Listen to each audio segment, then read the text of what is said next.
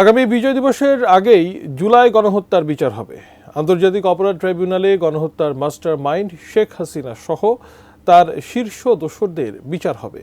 বিচারের ক্ষেত্রে আন্তর্জাতিক মানদণ্ড নিশ্চিত করা হবে যেন কখনো কোনো প্রশ্ন না ওঠে, এমন কথা জানিয়েছেন অন্তর্বর্তী সরকারের আইন উপদেষ্টা, অ্যাটর্নি জেনারেল এবং ট্রাইব্যুনালের চিফ প্রসিকিউটর। আরিফ জামালের রিপোর্টে বিস্তারিত। শনিবার সকালে রাজধানীর কৃষিবিদ ইনস্টিটিউশনে ফোরাম ফর বাংলাদেশ স্টাডিজের উদ্যোগে আয়োজিত সংলাপের দ্বিতীয় দিনের প্রথম অধিবেশন অনুষ্ঠিত হয়। আমরা তো গুমের বিচারের কথা বলছি, আমরা খুনের বিচারের কথা বলছি। গুম খুন থেকে জুলাই গণহত্যা বিচারের চ্যালেঞ্জ শীর্ষক সংলাপে বিভিন্ন রাজনৈতিক দলের নেতারা তাদের বক্তব্যে জুলাই গণহত্যার বিচার সহ আওয়ামী লীগ আমলের গুম খুনের দ্রুত বিচারের দাবি জানান। সংস্কার এবং নির্বাচন নিয়েও কথা বলেন তারা।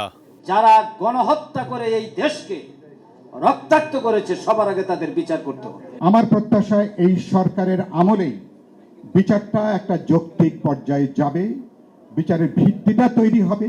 যত দ্রুত সম্ভব একটা অবাধ নির্বাচনের ব্যবস্থা করা, যেই নির্বাচনের মধ্য দিয়ে জনগণ তার প্রকৃত রায়কে প্রকাশ করতে পারবে।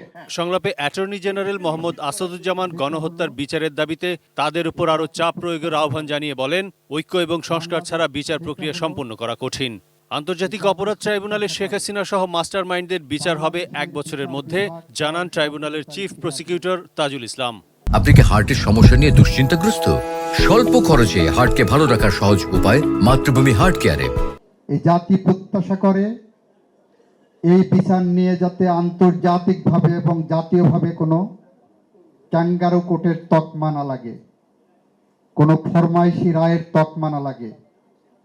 আমাদের কাছে এই ক্রেডিবিলিটিটা মেনটেন করা অনেক বেশি চ্যালেঞ্জের।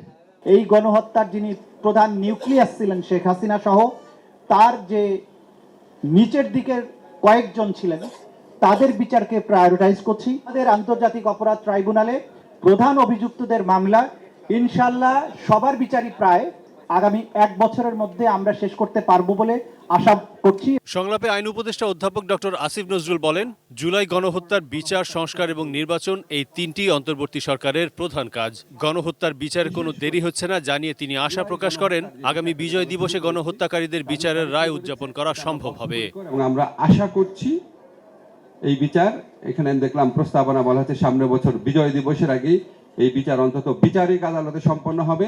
আমরা আগামী বিজয় দিবস গণহত্যাকারীদের শাস্তির রায় সেলিব্রেশনও করব।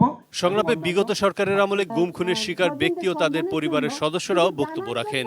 সিক্রেট ডিটেনশন সেলে তাদের ভাই বা তার সন্তান জীবিত আছে কি নাই সেই স্পেসিফিক ইনফরমেশনটা আমরা কিন্তু আনতে পারিনি সামনে। আরিফ জামাল, এটি নিউজ, ঢাকা।